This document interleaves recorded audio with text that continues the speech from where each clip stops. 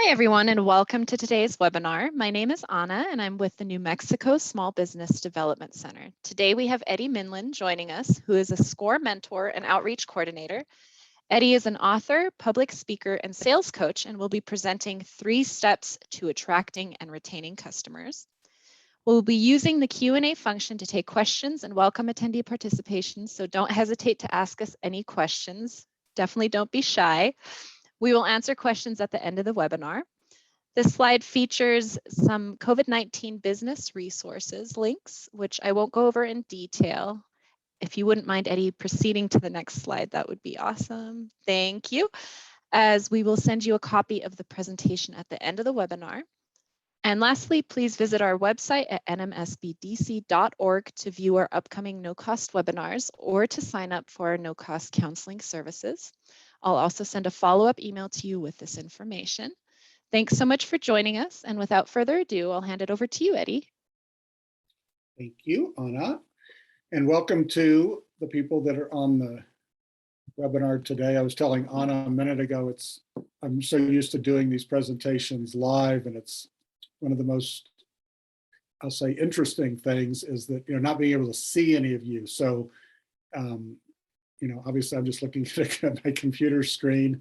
I know you see me, but I don't see you. So it's a little bit awkward. But anyway, my whole goal with this presentation, my presentation is usually about 40 minutes, and then there's plenty of time for questions and answers. But my whole goal is for each of you to leave this webinar saying, wow, I got a couple things that I can use starting right away that will help me in my effort to be a better salesperson or to run my business better. And really, that's my only goal. So as Anna mentioned, I'm a volunteer. I do this because I like people and I like to give back to my community. And I've been successful in sales. And as I'll state down the road here in a little bit, I've made a lot of mistakes in sales, and my goal is that each of you make fewer mistakes. So that's kind of my whole goal with this. So anyway, the people on the screen, the gentleman on the left is Peyton Manning, which most of you probably know is a great quarterback. And on the right is a lady named Pat Summitt, who was a wonderful basketball player. And then she was the coach for the University of Tennessee women's basketball team for over 20 years and won many championships and was one of the greatest players and greatest coaches for women's basketball. You're probably wondering, why do I start my slideshow with these people? I like sports a lot, and sports has a lot of analogy.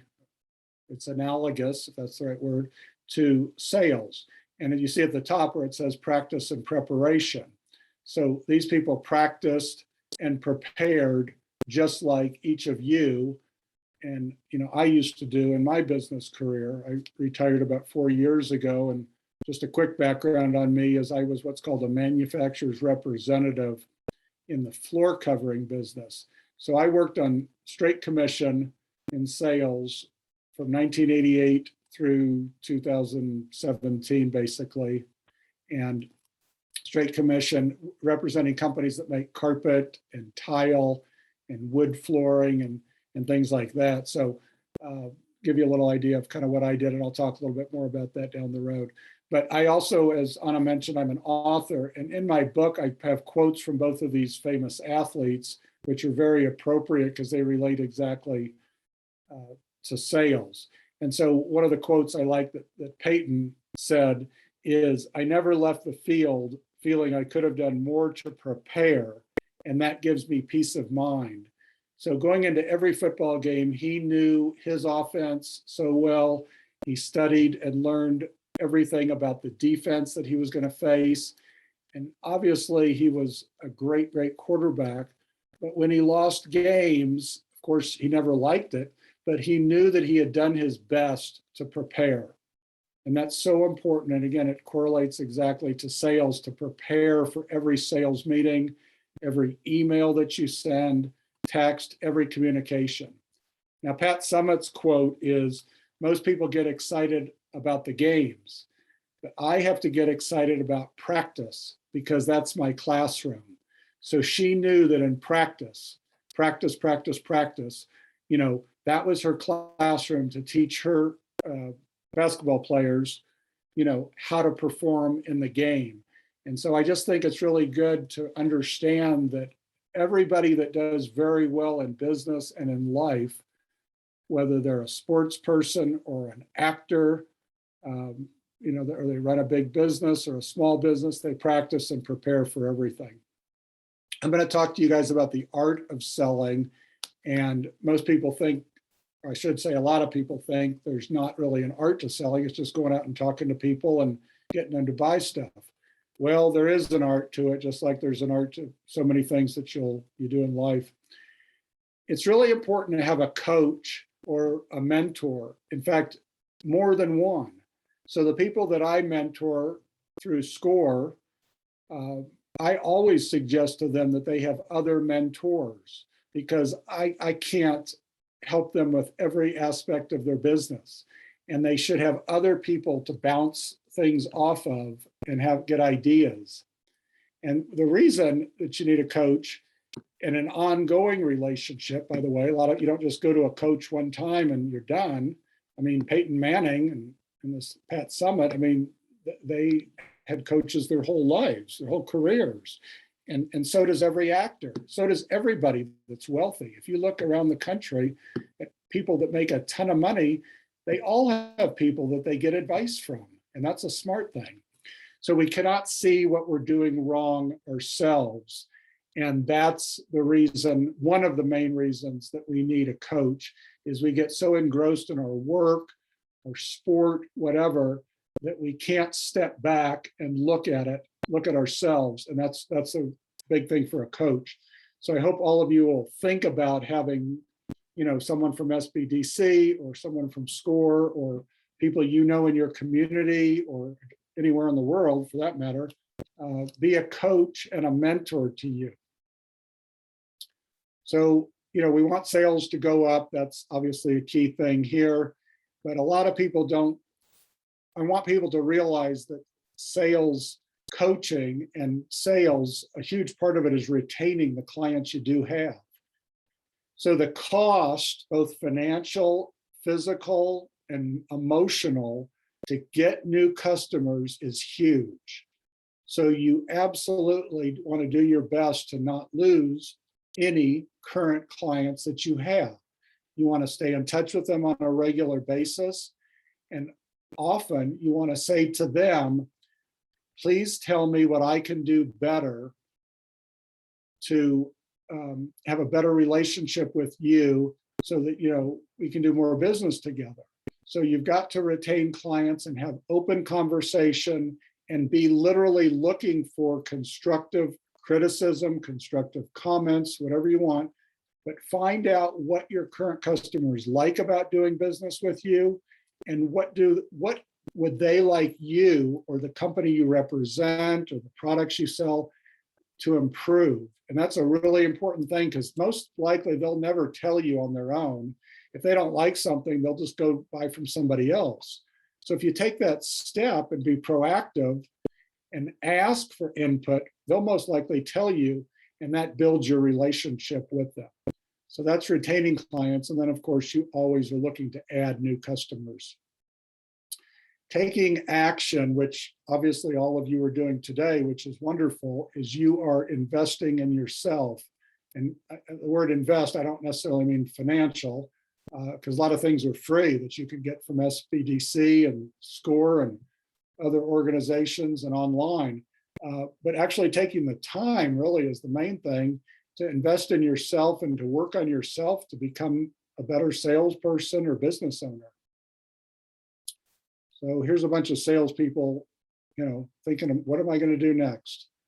Well, I'm going to give you 3 tips to help you today. These are 3 broad categories, and then there's going to be quite a few subtopics in each one. The first is organizing or being organized. So let me start off by telling you that the 3 things I'm going to talk to you about, I am and was very good at. Now, there's a lot of things I'm horrible at. So I don't want you to think, when I say that I'm bragging. I mean, because everybody has a few things in life or things that they're really good at, and that's okay. And then we have things that we're not so good at. So, but these are things through my research and my having my own business for 32 plus years and being in the sales world, I have learned, and doing coaching, I've learned about salespeople that if you can do some of the things I'm talking about here today in these three topic areas, you're going to be way ahead of the game. So I'm going to explain to you how I ran my business and how I was organized. In no way am I telling you what to do. I never do that. To me, that's not my job as a coach or a mentor working with you guys. I just want you to kind of understand how I did it, and then maybe that'll help you think about things that you want to do. Now, I did most things on paper. A lot of you, probably most of you, will do all this on the computer, and that's fine. But I can tell you that you have to be organized. You have to know what you're doing today, what you're doing next month, and what you're going to be doing 6 months from now. So I had 2 stacks of projects.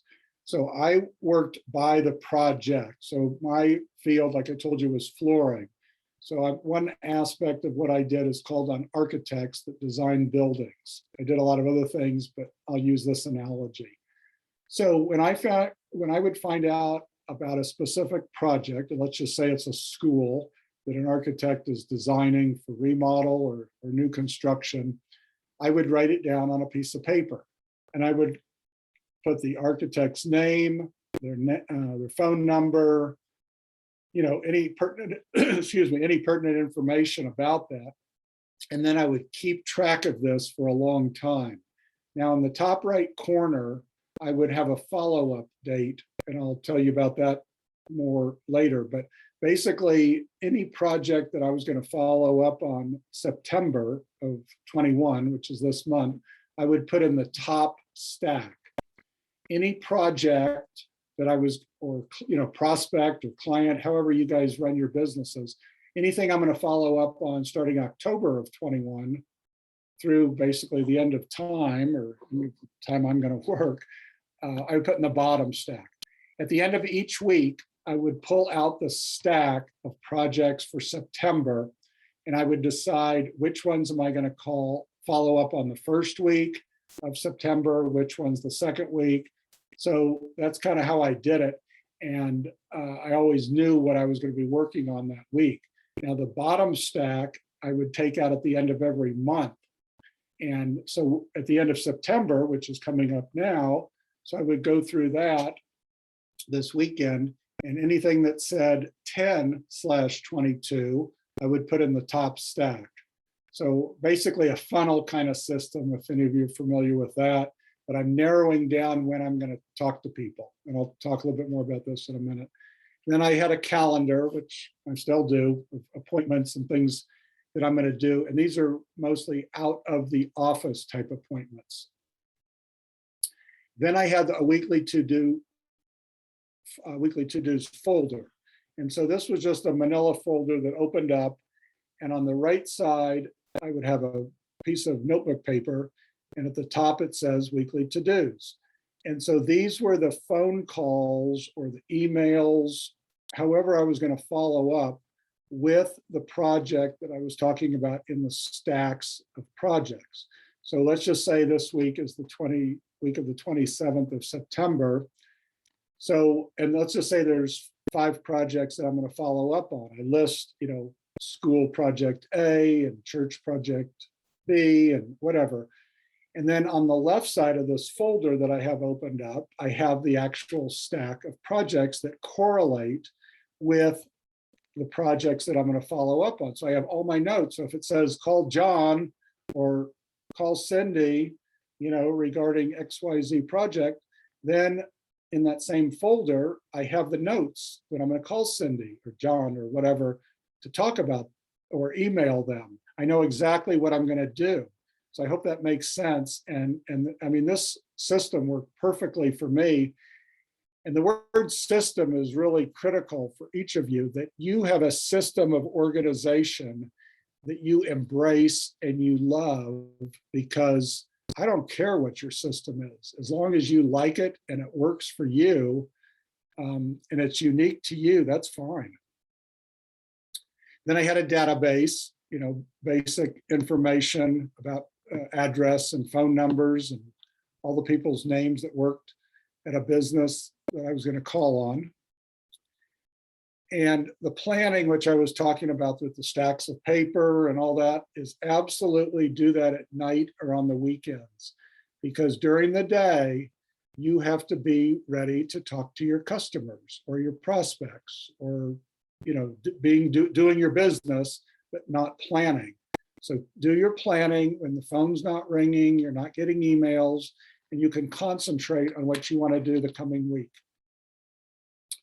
I had an ABC list, which was basically prioritizing my customers. Now, the A customers were the most important. And the A customer is not necessarily the biggest customers, although some of them are. But the key thing I want you to understand is the A customers, the customer and I have mutual trust and respect for each other. So, and that's hard to come by in life in general, and it's even harder to come by in sales, where you've got a client that buys from you on a regular basis and appreciates what you do as a salesperson, getting them all the information, whatever that might be, making sure their shipments are on time. And it's a mutually beneficial relationship. Because a lot of people, as we know, when we buy things, we just want the cheapest price, or we want whatever we can get the quickest.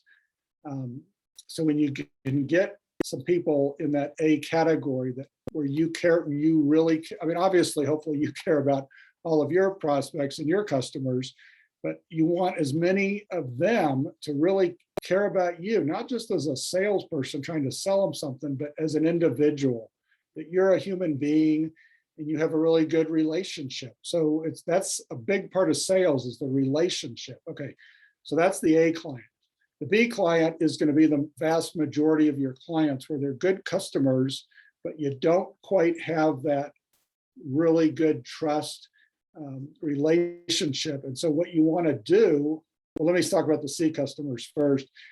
So the C customers are obviously the least important to you, but you don't get rid of any of them because they're still important, but they may only buy once a year or once in a lifetime from you. So your goal is to move the clients from B to A and the clients from C to B. And the clients that are already A, you want to talk to them. In fact, you want to talk to all of your clients, and in a nice way, as appropriate, let them know kind of where they stand. So, you don't want to demean them in any way or say, you're only a B client or a C client, I wish you'd buy more. You have to put it on yourself and say, you're an important client of mine. I would like you to be even more important. And I use these words, will you please tell me what I can do so that we can have a better business relationship and we can do more business together. You never want to say to them, hey, buy more from me so you can be an A client. That's not good. So I think it's really important that you know who your A, B, and C clients are. All these things we've talked about up to this point have to do with efficiency and getting the job done and not wasting time. And by having, what I call stacks of projects or things that you're going to do, the calendar, all these things, planning at night or on the weekends, having your ABC list, you're going to know exactly what you're going to be doing, and you're not going to waste a lot of time, and you're going to be efficient. One of the best compliments I used to get was people would say, Eddie, you don't seem to work that much. Now, this was not in 1988 or 1992 or at the first several years of my business, because I worked my rear end off in my business, because you have to. There's no other way around it. You have to put in the work and being efficient and build up your relationship and build up trust with prospects and customers. But what will happen if you work this system is you'll find that it's a finely tuned system. It's a well-oiled wheel, whatever you want to call it. And it just works, and you will not have to work as many hours because you're so organized. So I think a lot of people told me that in a way. I think they were kind of jealous because they'd see me that I'd go play golf or go to the gym in the afternoons, but I took it as a compliment that it didn't seem to work that much because I was extremely efficient and well organized. The next topic I want to talk about is follow-up, and you'll see that follow-up and organization and so many of these things, they're intertwined. But you always have to have know when you're going to follow up with somebody. And the best way to find out is when to follow up with somebody is to ask them. And like I said earlier, I've made numerous mistakes and I want you to make fewer. So I learned through many mistakes to ask the customer, when would you like me to follow up with you? I mean, it's not a hard question, just ask them and they'll tell you. Now, most products that people are selling, again, I don't have any idea what you guys sell, what the service or the product is, but there's always something to follow up on, to stay in touch with people, even if they've just bought something from you. They, maybe buy more next month or next year or in a couple of years. So just ask them. And then you put, on that piece of paper that I talked about or in your computer or whatever system you have, is if they say, I'd like you to get back with me January of next year, say, that's great. I'll be happy to do that. And then you make a note and you do that. And then in January, you email them, call them, however you communicate, which, by the way, is another thing to ask them, how do they prefer you communicate? Do they want a phone call? Do they prefer email? That's another thing I learned is that, email is so much more efficient because then there's no wasted talk and they can respond when it's convenient for them. But when January comes around and you get back with them, you say, hey, when we talked in September of last year, you suggested I get back with you in January. Well, they can't really get mad at you because you're doing what they've asked. Stay in touch with everyone. And this is critical because some people think, oh, well, they've never bought anything from me or they hardly buy anything. The point is, you never know. And some people are great sources of referrals.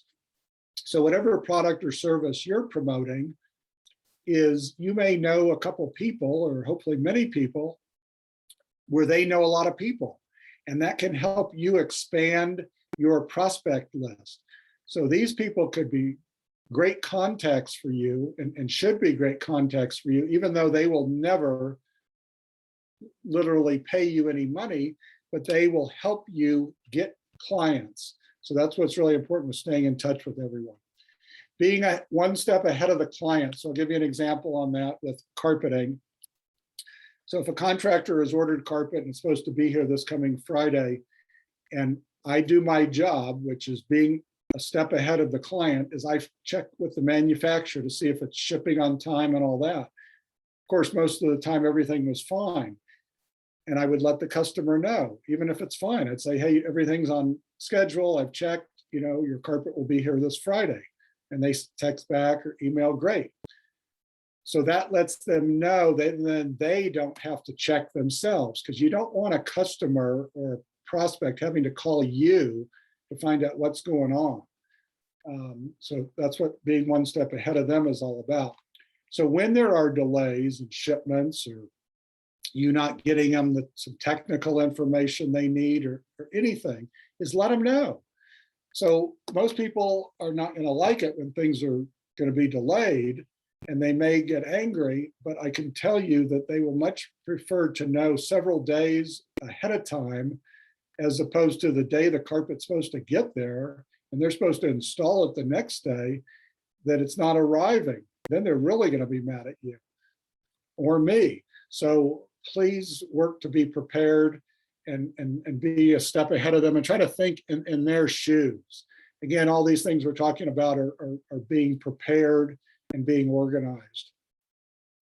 Okay, there's the 80-20 rule, and I have my own 20-80 rule, which I'm going to explain. So the 80-20 rule is that 80% of your income will come from 20% of your customers. And that goes back to the A list, is those A customers, which are probably going to be 20% of your customers, that's where you're going to make 80% of your money. So that's fairly universal across all aspects of sales regardless of what product or service you're selling. Now, if you flip those numbers, as I show it here on the screen, the 20-80 is 20% of the things that you do on a daily basis will account for 80% of your success. And so that's what I'm talking about in the slides before about being efficient, being organized. There will be some things you do, and believe me, there are things I used to do that were a waste of time.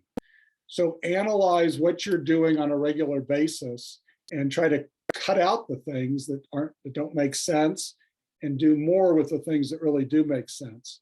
I want to tell you about a big project I sold by staying in touch. And this is where I talk about staying in touch with everyone.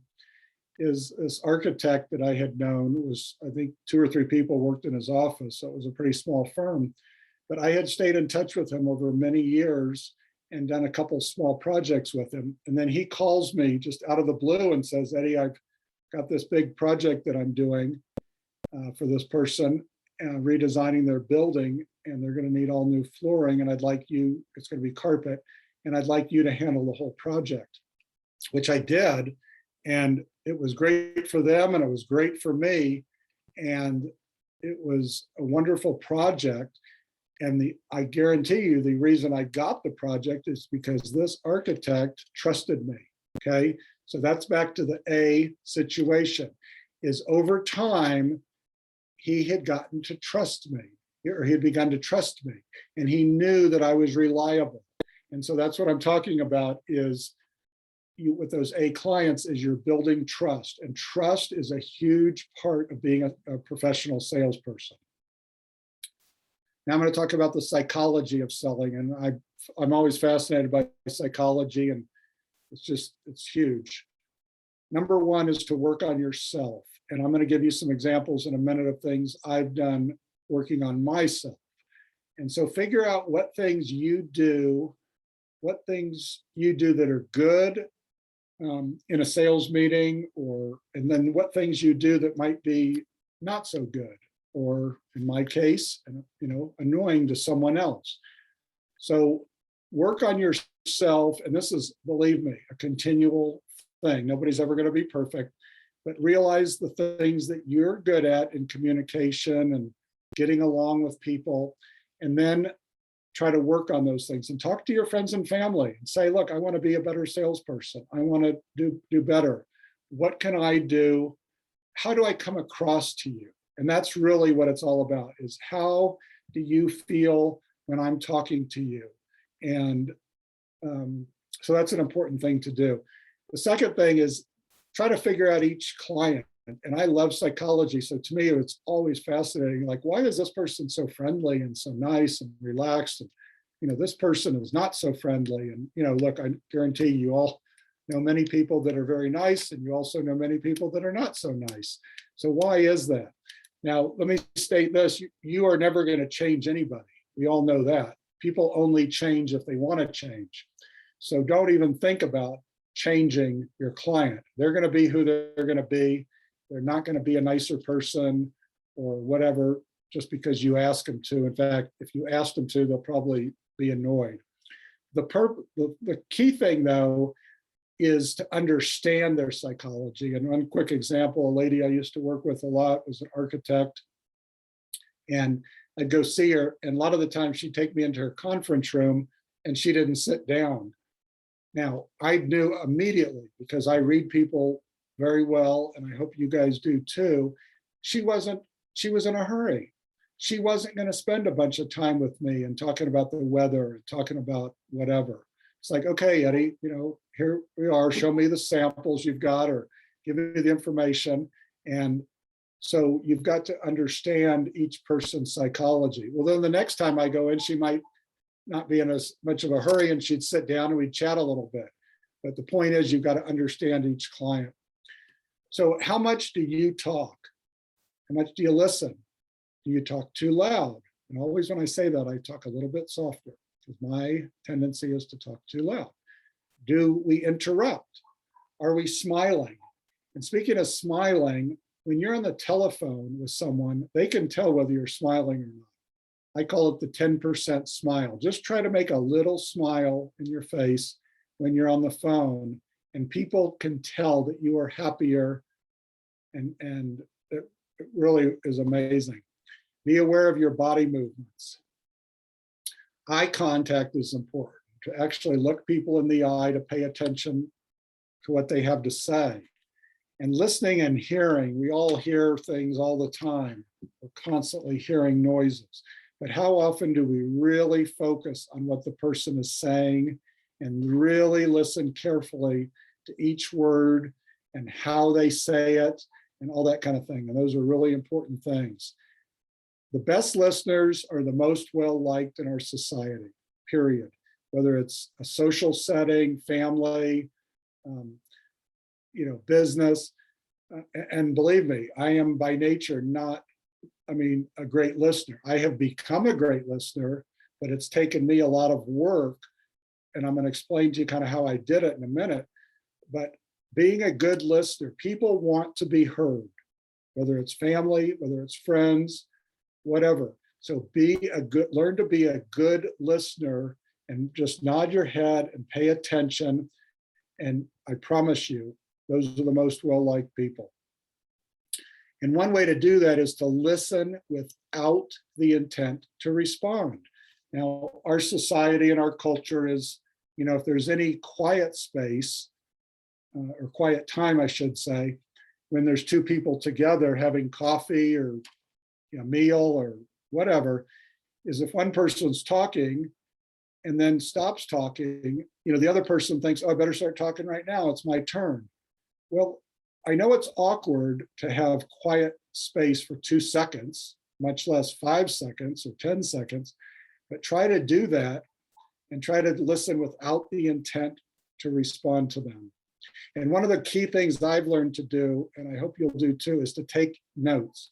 Taking notes shows you care about the other person because you're actually writing down things about them, whether it's a project they're working on, it has to do with sales. By just writing things down, it also helps you remember. And then you'll have those notes for when you get back with that person again. Now, I have this slide or this comment, I need a helper, which I won't call on any of you, but I do this in person. Of course, we're not in person. So what I do in person is I would have one of you come up to the front of the room and just stand 10 feet from me. And I just say, let's pretend that we work at the same office building or the same company, and we're just passing each other in the hall in the morning. So we start walking to each other or towards each other, and we both, say hi, good morning, something like that. Okay, then I say to the person, let's do this again. And what happens is they walk towards me and I walk towards them, and they just say, hey, good morning. And I do something like this. I put my hand out and I say, hey, good morning. How are you doing? I know you weren't here the last couple of days. You had a sick family member, something was going on in your family, or, I really would like to know, how are you doing? And what that does is, and this is with psychology, is it shows that I, as the salesperson or a friend, whatever, really care about the other person. And as we all know, that doesn't happen enough in our society. We're all busy. We all pass each other and just say, hi, how are you? And we just keep walking. But if you do that with people, when you know something has happened or they've had a hard time in their life or their family, they are going to remember that for a long time, especially like in a business kind of setting. And they're going to say, wow, this person really cares about me. He or she is more than just, in this case, a salesperson or whatever. He's or she is a real person that has a real good heart and cares about people. And that's the psychology of selling, is that those people are going to like you more because you're really authentic and you care about them. And that's a good thing. Now we're going to talk a little bit about communication, which has to do with psychology, and that 55% of what I'm telling you now, I guess it's different because I'm on, a webinar, but when you're talking to somebody, 55% of what they hear is nonverbal. 38% is the tone of the voice. Again, when I read that, it makes me talk softer. And only 7% is the words. So the way people feel about you, whether it's personal or a business situation, is these things, and only 7% is the word. So think about your tone of voice. Think about your nonverbal, your body movements, how much you're smiling, the expressions on your face. All those things are so important. So specific things, I've learned to talk softer. Like I said, I used to click my pen because I would get nervous sometimes in meetings, so I don't click my pen anymore. And then taking notes, like I said, has really helped me be a better communicator. The words "please tell me" are very important. You can use this in any interpersonal relationship or any business situation. And I've added the words at the beginning, "will you?" So now I say, and I do this all the time, "will you please tell me?" So if I were to ask any of you, "will you please tell me about yourself?" I don't think any of you are going to get upset with me. I'm not asking anything personal. And you can tell me whatever you want to tell me. Obviously, the first time we meet, you're just going to tell me pretty basic things about you, maybe where you live or where you grew up or what kind of business you're in, and that's it. And as time goes on, we learn more about each other. But so in emails, text, phone calls, I use this every day. "Will you please tell me?" Because it's a nice way of asking somebody something, and words matter, and how you say things really matter. The word "so that" or the word "because" will help you state the benefit of whatever product or service you're selling. Let me give you a couple examples. I'm selling computers as an example. I suggest you buy this computer so that your business will run really smoothly and you'll really enjoy working with this computer. I suggest you buy this computer because it's at a great price right now. We have it in stock and it's going to do all the things that you need. So in sales, there's features and there's benefits. And the critical thing so many salespeople forget to state is the benefit. So when you tell somebody about something about the product or service, is you better tell them how it's going to help them. Otherwise, don't say it. I know how to juggle, and I juggle in my presentations because it's interesting, and I'll explain that more in a second. It gives me confidence, and people remember me. And I'll get back to this in a second.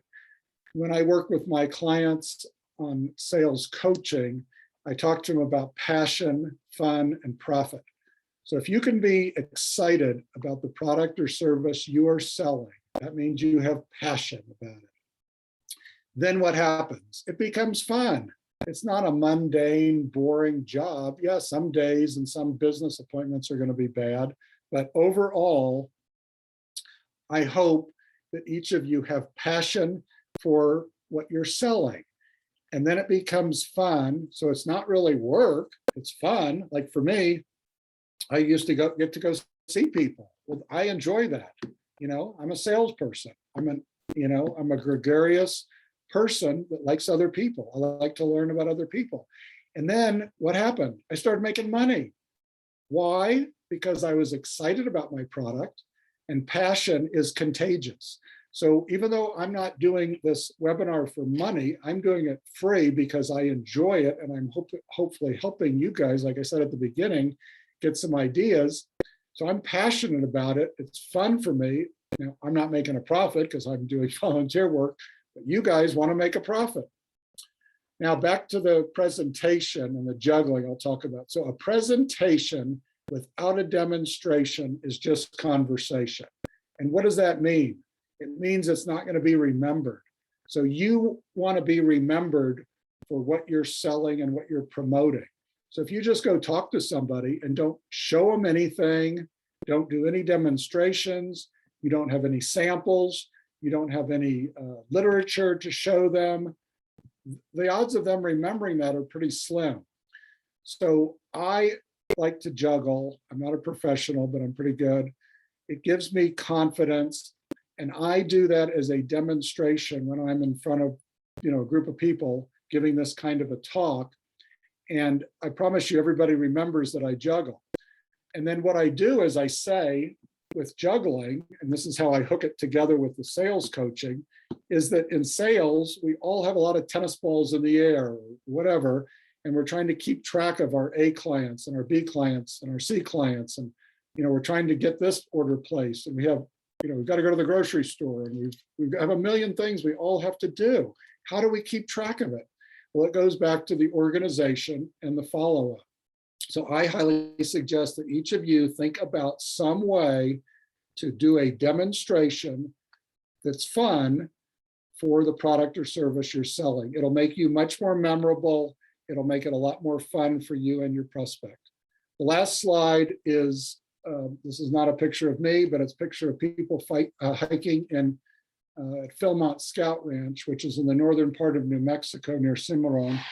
And I grew up in Kansas City, and I became an Eagle Scout when I was 14 years old. And we came out to New Mexico, which I live in Albuquerque now, and I have for many years, but that was the first time I was in New Mexico. Okay, so I grew up as a scrawny kid, skinny kid. Okay, that's just who I was. So the point is, hiking through the mountains for 10 days was harder for me than the average 14 to 16 or 17-year-old. Okay, it just was. But I survived and I did it. And I have a huge feeling of accomplishment for doing that. And there were times I was scared doing this. Am I going to make it? Or bear's going to eat me, And so I won't get into all the details with that. But the first night actually out, we had to be moved to another campsite because there had been bear sightings. So, that's a whole nother story. Then I thought, oh God, this is great. I'm going to get eaten by a bear on my first night out in the mountains. Okay. We all face scary situations and sad situations, personal and business. Nobody escapes this in life. What I want to suggest to you is that when you are scared of doing something to work on your business, you're scared of going to meet with somebody, you're scared of anything, is think back in your life of things that happened to you when you were a child, 5 years ago, 10 years ago, whatever, that you overcame. And we all have overcome challenges. Everybody has challenges every year. And so that's what I want you to do, because we all get scared. And so anyway, to recap quickly, so we've talked about three major categories: organization. How do you keep track of what you're doing on a daily basis, a weekly basis? Following up with everybody. In fact, there's basically just a couple people I quit following up with. If people were dishonest or they were mean, you don't need them in your life. Life's too short. And it's okay to, what I call in my book, to fire a client. So quit calling on them. I don't care how much you could make. If they don't treat you nicely, if they're mean people, get rid of them. And then the other thing is, over time, if someone's just not, you keep calling on them and you have a talk with them and just say, I keep calling on you. I'd really love to do business with you. And they say, I don't really think we're ever going to buy this. We just don't use this kind of product, or I'm getting ready to close my business or whatever. Okay, then it's like, okay, I'm going to take you off my list. But those are the people that I get off my list. So organization, you've got to follow up on everything, and then understanding yourself in psychology, working to understand other people, and communication. Okay, Anna, we're ready for Q&A. Hi, Eddie. I don't see anything in the Q&A. Let me just double check here. Yeah, everyone, don't be shy if you have any questions. We love questions around here. And in the meantime, I'm going to go ahead and chat through a handout for cold calling. Right. And Eddie, if you wouldn't mind, do you have any tips or advice regarding cold calling that you'd want to share with us? Yeah, thanks for bringing that up, Anna. So each of you are going to receive this from Anna, and it's a a white paper that I wrote 10 years ago on cold calling, because that's probably the thing that's the scariest for salespeople. Anybody to, just walk in the door and don't know what you're supposed to do. So I try, and I think I did a pretty good job. I think you'll enjoy it, of making this easy. So let me give you two scenarios. One is if you work in a retail store, a retail environment, and the other is if you're doing similar things to what I did for 30 plus years, excuse me, calling on businesses. So we'll start with that. So when you're calling on a business, the only thing that I feel you should want to do is meet the person at the front door or the front desk, or the receptionist or a secretary. That's really all you're doing. You're not trying to sell anybody anything. You're not taking samples or literature or anything like that. And you want to introduce yourself to the receptionist or whoever comes up to meet you, and ask for their name and write it down, and just say, my name is Eddie. I'm in the flooring business, obviously, whatever you do. And will you please tell me your name? And get their name and get their email or phone number, because that is a critical thing. And then what you want to do is just say, this is the product or service I sell. And then we go back to, will you please tell me who at your company is the person I should talk to regarding, X, whatever the product or service is you sell. And they'll either say, I don't know, or they'll say, this person or whatever. It doesn't matter what they say. You write down what they say. And if they give you a specific person, then you write down that person's name and their email and phone number so you can contact them. If they say they don't know, that's fine also. Just say, okay, that's fine. What I'd like to do then, and you're talking to the receptionist, is email you in a couple of days, and maybe you could help me find out that person. And most likely they'll say, sure, I'd be happy to do that. I just don't know who does that. Okay, no problem. It's been really nice meeting you. Goodbye. And you leave. That's it. Now, when you get back to your office or wherever, your house, you email that receptionist. First of all, think about this. Who's going to ever email a receptionist? Not many people. So you're going to be way ahead of your competitors by doing that. And then you say, dear, whatever his or her name was, it was nice meeting you. Thank you for your time. When you have a chance, I would appreciate you emailing me back and letting me know who at your company I should talk to. Or if they have told you that information, then you say, thank you so much, for telling me about person Y. I will get in touch with him or her. The key thing about the receptionist is you're going to hopefully have an ongoing business relationship with that person, because every time, if you go to that business or you call up, you may talk to him or her, and it's nice to be able to say hi to them and their name. It makes them feel important. That's the psychology of selling. So that's your only goal, is to meet the receptionist. Now, if you work at a retail store, it's a little different, obviously, because people are coming to see you. But what I would suggest, and I guess it's a cold call walking up to somebody when they walk into your store, but is you want to be very friendly, you want to smile, and you want to say, welcome to our store, welcome to the store, and if it's a store that sells clothing, please tell me what type of clothing, you're looking for today. As opposed to what most salespeople do is, can I help you? And a huge percentage of people are going to say no. Well, you're kind of at a dead end there. So you want to be very welcoming to that person. Another thing about retail sales that it equates exactly to the kind of selling I did and I've talked to you about is being organized and following up with all of your customers. And so I know people that work in the retail environment that make a lot of money. And the reason they do it is because they have a system similar to what I talked about, where they know their customers. They know what kind of clothing their customer buys. They know when they like to buy clothes. They know who they buy clothes for gifts. So they have a database, they have a follow-up system, they're very organized. So really, any kind of sales applies to that, even people that do outbound selling. In fact, I work with people that work at factories, and that's their job, is to do outbound sales calls. So, I don't know if any of you do that kind of thing, but people, email people from factories and tell them about their clothes or their fishing gear or whatever that they sell, and they try to do their best to stay in touch with people. So my goal is to help you guys all with the cold call. And so Leslie, sorry, not Leslie, Anna. Leslie was the lady that I used to work with before Anna, sorry.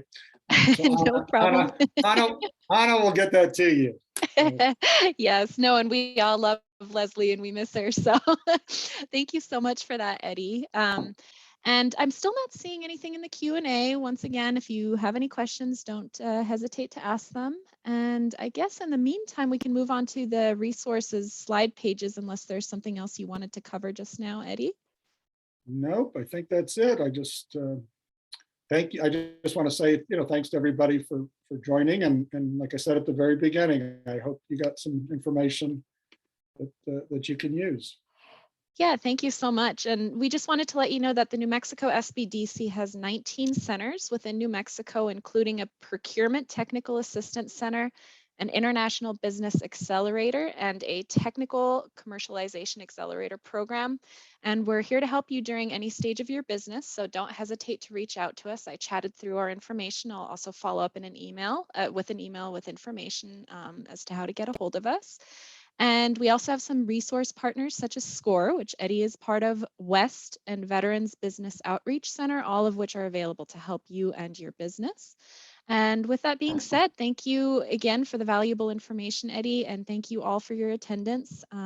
Great information, wonderful presentation, and just want to wish you a wonderful day and a great week ahead. Thank you, guys. Thank you.